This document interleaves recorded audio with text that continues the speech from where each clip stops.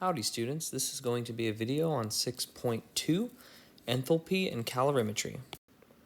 The first thing we're going to examine in 6.2 is something called enthalpy.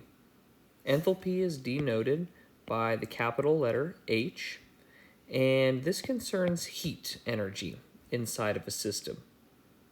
So delta H, we can concern ourselves with that letter Q, and if you recall, we had an equation that said the internal energy of a system is equivalent to the heat energy plus the work.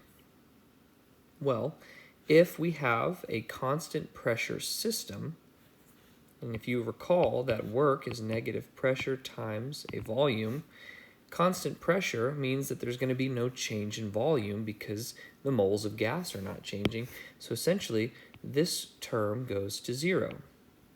And if this term goes to zero, then work goes to zero. So all of the internal energy is directly correlated with heat.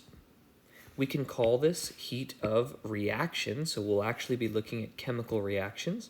Sometimes it's called the change because we have a delta, the change in enthalpy. Sometimes you may even see the phrase enthalpy of reaction. Enthalpy change in a system is where we take the delta H of the products and we subtract the delta H of all of the reactants. We've seen something similar to this before. So if you recall, we learned something called bond enthalpy,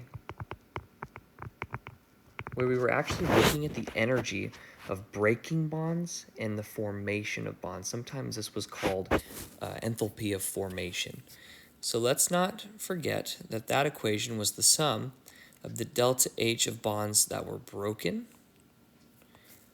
minus the summation of the delta H for the bonds that were formed. So essentially we were looking at the reactants minus the products.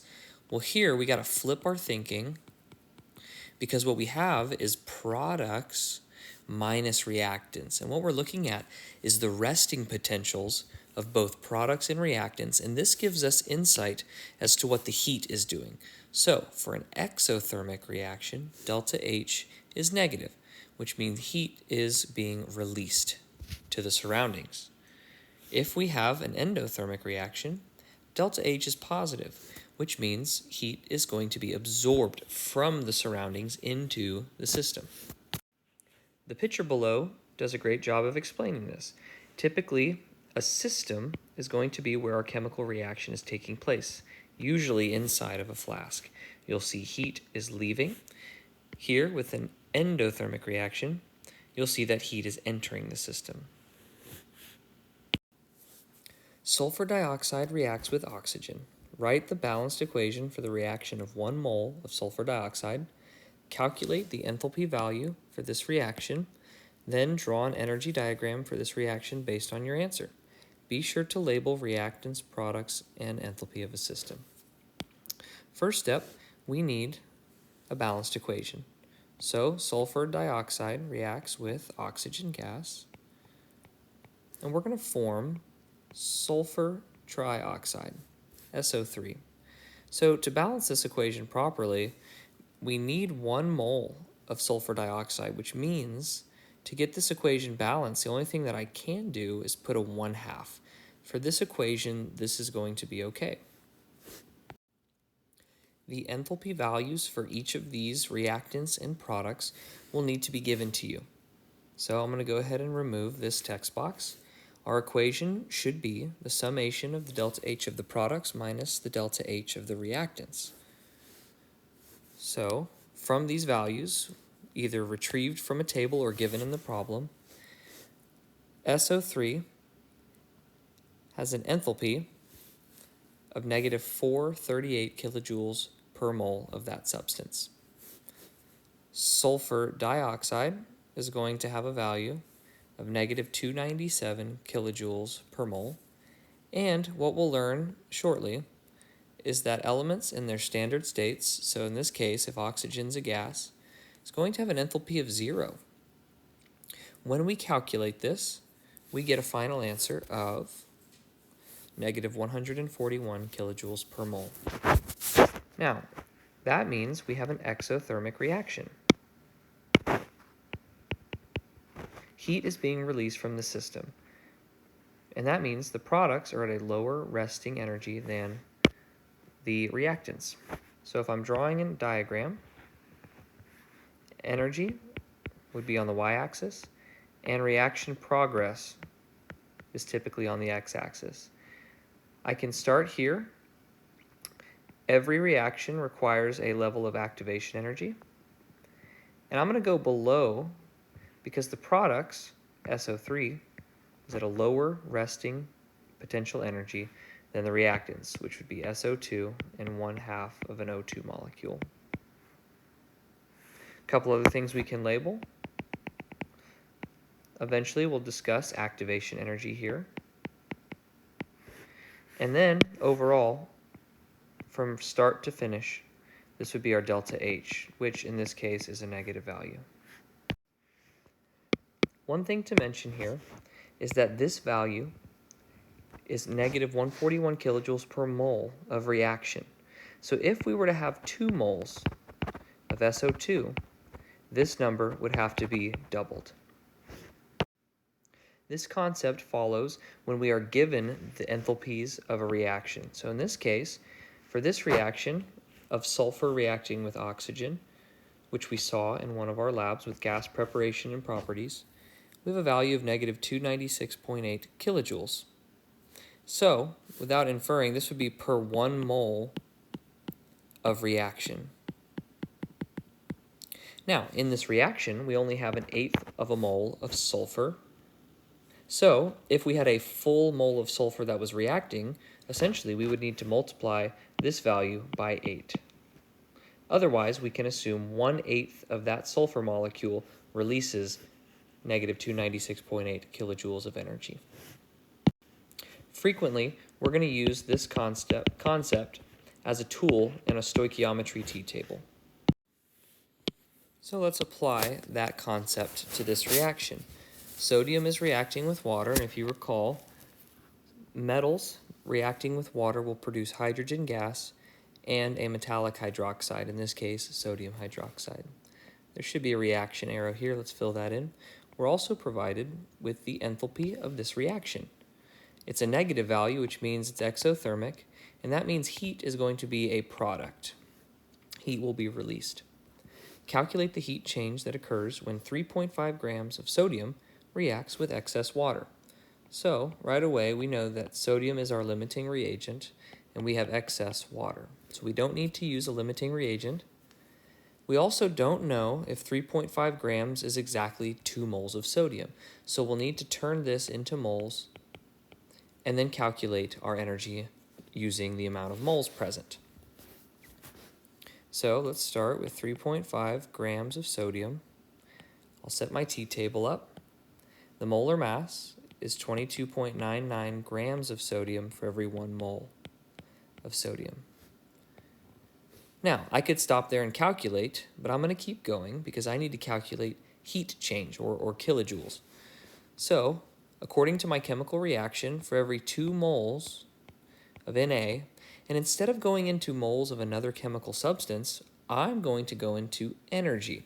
The reaction gives it to me, so I'm going to take this and plug it in. Negative 368 kilojoules will be liberated or released exothermically when I have 2 moles of sodium. So I'm going to stop there, and when I calculate, feel free to pause if you'd like. The answer is going to be a negative 28 kilojoules, or you could say that 28 kilojoules are released, or the word liberated is also. Now I want to show you one other thing that we can do, and maybe this makes more sense. We could take 3.5 grams of sodium, do the same thing, 22.99 grams of sodium for every 1 mole of sodium. And sometimes I like to take this route. I like to say that there are 2 moles of sodium for every 1 mole of chemical reaction. And then what I can say is that for every 1 mole of a chemical reaction, there's negative 368 kilojoules of energy for that reaction. Sometimes that makes more sense for my students, but however you'd like to do it works just fine. Calorimetry is a process of looking at heat flow. So typically we're able to measure from one object to another. It's based on observing temperature change. So in calorimetry, we will get to use some sort of delta T because T is correlated with energy. The instrument that's used to measure the heat change is called a calorimeter. And in lab so far we have seen what we call a coffee cup calorimeter, which is basically a styrofoam cup. The more high-tech that you get, what we can do is reduce heat flow out of the system. So, more expensive calorimeter, better the heat is kept in. But styrofoam cups work pretty well for us. When using the method of calorimetry in our class, we'll be using substances that either release heat or absorb heat at different rates or speeds. And so, because of that, each substance has something called heat capacity. And it's basically the ability for something to retain heat or pass heat at different amounts. So we use the letter C, and typically it's the heat absorbed over some sort of change in temperature. The units for that would be joules over degrees Celsius. Now, you can change the units, but in our class we'll typically use joules and degrees Celsius. Now, we used this method for part 1 of our lab to calculate the heat capacity of the styrofoam of our calorimeter. Because it's not a perfectly insulated device, we need to make sure we account for the heat that's lost to the styrofoam. Now, when we're looking at our actual system, we will want to use something called specific heat capacity, which is what this is down here. So I'll box it in a different color. And you'll notice the big difference here is that it's not just energy over change in temperature. We actually take into account the mass in grams or moles if we have the right conversion. And what this does is it turns an extensive property like heat capacity into an intensive property. So this way, it doesn't matter how much water we have, we can figure out the heat change and the change in temperature per unit of mass. In your textbook or provided in the problem, you will have a list of the specific heat capacities for each substance. So when the time comes, you just need to locate the proper value and you need to make sure that you figure out which one to use. A couple things to note is that even if water is in a different state of matter, it will not have the same specific heat capacity. Liquid water is 4.18, while ice, H2O, is 2.03. And you might recognize this value from the lightning diagram, that's what I call it, looks like a lightning bolt, of phase changes. So we had ice, water, and steam. Each of these sections will have a different specific heat capacity value. Another thing to note is that water has a very high specific heat capacity. It absorbs heat very slowly and it releases heat very slowly per unit of mass. And so this is why coastal areas that have a lot of water near them have moderate temperatures. You'll notice that metals like aluminum, iron, or mercury have relatively low specific heat capacities. This is why when you put aluminum foil in the oven, you take it out and pretty shortly after you can touch the foil without burning yourself. One other thing to note is that you got to check your units. In this case, we have joules, but it's not over degrees Celsius. We have Kelvin in grams. So make sure you're using the proper value. In this class, we will be using an equation for calorimetry called MCAT, or Q equals MCAT. And this is going to be assumed to have a constant pressure. This means that it's open to the atmosphere. So if I'm looking at a coffee cup that has water, what we're assuming is that there's no pressure change because it's open to the air. Again, for short, we call it MCAT, and that signifies M for mass, which we typically measure in grams, C, which is the specific heat capacity, and then AT is going to represent the change in temperature. And typically, changing in temperature, you might want to write this down, we calculate by taking the temperature final minus the temperature initial. This will give us the proper sign for energy. If the final temperature is greater than the initial temperature, that means we have an endothermic reaction or process. And if it's opposite, then we'll have an exothermic reaction or process.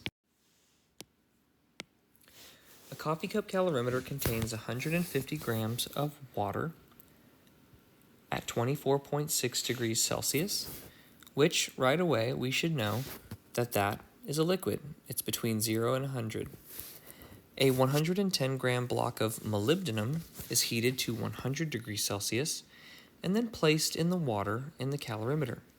The contents of the calorimeter come to a temperature of 28 degrees Celsius.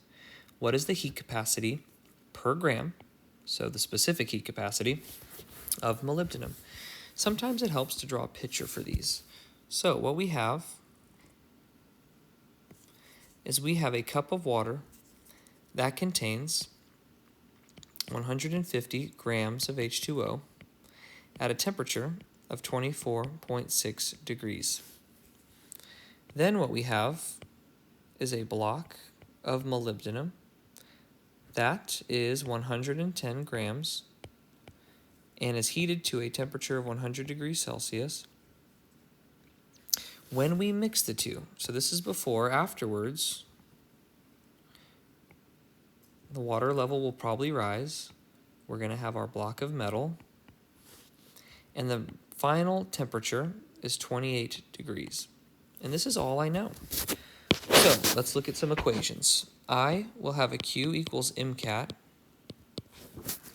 for H2O. I can have a Q equals MCAT for molybdenum. I'll abbreviate MO. What's important to know is that the heat lost by the metal will be the same amount of heat absorbed by the water. So essentially, Q of H2O is going to be equivalent to the negative Q of the metal. Because this is the case, I can have MCAT equals MCAT. And I can plug in my values and solve. So let's go ahead and do that. The mass of the water is 150 grams. It's not listed in the problem, probably should be. The specific heat capacity for water is 4.18 joules per gram degrees Celsius. The change in temperature is final minus initial. Well, the final was 28.0 degrees, and initially my water was at 24.6 degrees. Now, this is going to give me a positive value, and that indicates that the water is absorbing heat. Let's keep going. I'm going to throw the negative sign because I know that the heat, the Q, is equal and opposite in magnitude. The mass of the metal is 110 grams. The specific heat capacity is unknown. That's what I'm solving for. The change in temperature, 28 degrees, final. I started at a really high temperature of 100 degrees. And what you'll notice is 28 minus 100 is going to give me a negative sign, which is why we had to negate so that we get a positive value for the specific heat capacity. When I calculate and solve for the specific heat capacity, I get a value, and pause here if you'd like to solve it first, of 0.27 joules per gram degree Celsius. And being a metal, this actually makes pretty good sense. It's a pretty low value, and we do like to make sure that our specific heat values are positive. If you were to get a negative value, all that means is that heat was being released from the metal to the surroundings. Okay, here's another example. 100 milliliters of 0.100 molar silver nitrate is mixed with 100 milliliters of 0.00 molar sodium chloride. Both solutions start at room temperature, 25 degrees Celsius, and once combined into a coffee cup calorimeter, the final temperature reading after mixing is 26.8 degrees Celsius. Find the heat of reaction in kilojoules per mole of silver nitrate. Well, a lot to pick out. Let's go ahead and make a note. We are mixing one compound, an aqueous solution, with another compound, also assumed to be an aqueous solution. Let's make that a little bit cleaner. Both solutions start, so what we have is solution 1 and solution 2. Now, when we combine the two, the starting temperature for both of them was 25 degrees Celsius, but after they're mixed, we have a 26.8 degree, a 1.8 degree difference, which means that it's heating up the water around it. So this is actually an exothermic reaction. Find the heat of reaction in kilojoules per mole. Also, it's wanting for a specific compound, silver nitrate. So first, let's find the heat of this reaction, and then what we'll have to do is figure out how many moles of silver nitrate. So this is an actual chemical reaction. This is different from the first one because we're not going through a physical process, rather a chemical process. So first thing we're going to do is we need a balanced chemical reaction. So let's go ahead and write one out. Silver nitrate, AgNO3, maybe pause here if you'd like to write this out, aqueous, plus sodium chloride, NaCl, aqueous, are going to react to form silver chloride. Then you have chlorides, they're soluble, fun, all except silver, lead, mercury, 1. So this is a solid. And then we have sodium nitrate, which nitrates in group 1, both of those make for an aqueous solution. It is perfectly balanced. Now what we can do is go ahead and take Q equals MCAT. And because we only have a temperature change after the reaction takes place, we're actually just going to go ahead and plug in all of our values to this one equation. The mass we can get by the weight of the solution. Now, we don't have densities of each one. If we did, we could multiply the volume by the density to get the mass. But what we can assume is that we have 100.0 milliliters, which I can turn directly into grams, assuming that the density of water is 1, and that most of this solution is water, which 0.1 molar and 0.2 molars are mostly water. I'm going to add 100.0 grams of the other solution. So total, we have a mass of 200 grams of solution. That's a big assumption that I'm making there.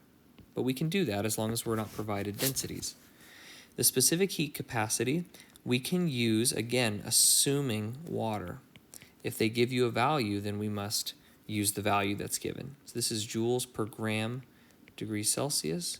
And our temperature change, final was 26.8, initial 25.0. Now, that is going to give us the value of Q, which we'll solve for in just a moment. But that only gives us the energy in joules, so we'll also have to convert to kilojoules. But what we also need is moles. We don't know how many moles of silver nitrate we have, so we have to calculate that. Let's recall that molarity is moles over liter, specifically moles of solute over liters of solution. Well, in this case, we have a molarity, 0.100 of silver nitrate, and we're looking for moles of silver nitrate, and we do have milliliters, which we can easily turn into 0.1000 liters of solution. And I'm not using the combined, I'm just using silver nitrate because we haven't mixed the two. I need moles specifically of silver nitrate. So we can cross multiply and get our moles there. When we solve, we divide kilojoules and moles together, and pause if you'd like to solve. We get a value of negative 150 kilojoules per mole, and that is specifically for silver nitrate. Now, we could take this value and apply it to our reaction. And because everything is a 1-to-1 ratio, we could say that we have a negative 150 kilojoules per mole for each of the substances, whether produced or reacted. To wrap up this lesson, we're going to cover something called extensive versus intensive properties. And quite simply, it basically tells us what properties a reaction can have in terms of calorimetry. So, extensive, this depends on the amount of substance. So, heat of reaction, this will increase the more substance that we have. Increase moles, you're going to increase heat, whether exothermically or endothermically. Another example of an extensive property would be mass. If you increase the amount of substance, the mass is going to go up. Volume fits in this category as well. Now, intensive doesn't depend on the amount of substance, aka temperature. So, if you have a cup of water and you take its temperature, you take one drop out of that, they're both going to have the same temperature. Density is another good example of this. Color, perhaps. There are many more, but you need to know the difference between these two. So let's do a few practice items. The first one says the number of calories of energy you derive from eating a banana. So, is it an extensive or an intensive property? Well, the first one would be extensive, because it's going to depend on how much you eat. The number of calories of energy used to heat a cube of ice. Well, that's also going to be extensive because it depends on how much ice there is. The density of your blood would be an intensive property because density won't change. The mass to volume ratio will stay constant no matter how much blood you have. The mass of iron present in your blood, well, mass, we mentioned earlier, is an extensive property. It depends on how much blood you have in your body.